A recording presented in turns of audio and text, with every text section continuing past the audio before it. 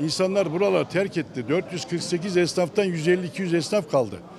Onun için yani buraya şimdi yıkılacak, 6-5 metre yüksekliğinde otopark yapılacak, üstü iş merkezi çalışma yapılacak ama yani tekrar esnaf olarak pazarcılara, burada hak sahiplerine verilen, çünkü çoğu gitti, yazık.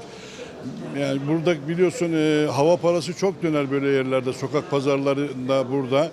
Şimdi burada adamlar evini, barkını sattı, tarlasını, takkasını sattı.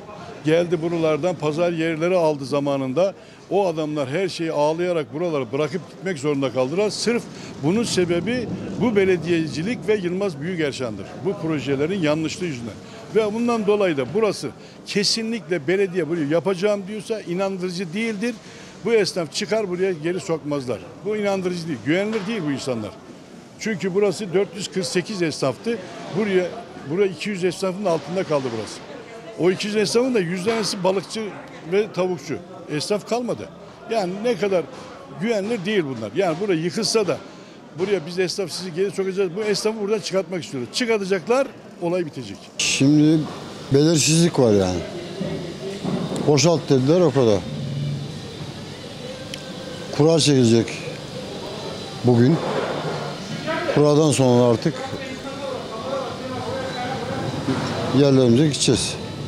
Haftada 2 gün. Her gün geliyorduk buraya. Sabah 8'de gelip akşam 7'de gidiyorduk. Haftanın 7 günü. Şimdi haftada 2 güne düştü tabii. Bir de sabahları yeni pazar yerinde sabahları mal taşı, mal indir bindir, akşam topla. Bir de o sorun var şimdi. Eskiden yoktu. Eskiden sabahleyin geliyorduk, kepenk açıyorduk. Çalışıyorduk, akşam da indirip yiyorduk yani. Tabii işlerde bayağı bir düşüş olacak. Yaklaşık 15 yıldır, 16 yıldır buradayız. Burada tezgahtarlık yapıp başka diğer tezgahlarda çalışmaktaydık. 14 ay sonra teslim edecek dükkan tutsak, dükkan kiraları 8-10 bin liradan 15 bin liradan aşağı dükkan yok. Kiralamak istiyoruz. Artı balıkçıyız, her yerde balıkçı, bina sahipleri, mülk sahipleri dükkan kiraya vermek istemiyorlar. Böyle bir sıkıntımız var. Çarşamba ve cumartesi haftanın 2 günü burada pazar yeri kurulacakmış ama şimdi biz balıkçı esnafıyız. Ne yapacağız? Mecburen sebze meyve, yani karpuz kavunu geçmek durumunda kalacağız. O 2 günde bizi ne kadar idare eder? Yani 3 hane biz benim babam 76'dan beri balıkçı. Buranın en eski balıkçısı benim babam. Çukurçarşı esnafıyız biz.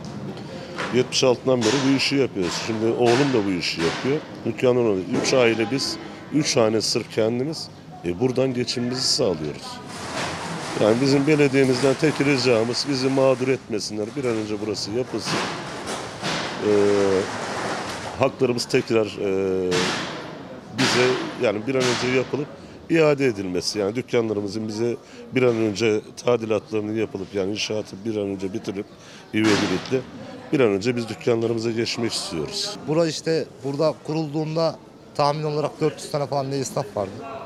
İşte bu bezdirme olayları, yıldırım olayları. Burada 200 tane esnaf kaldı. Çoğu terk etti, bıraktı, gitti.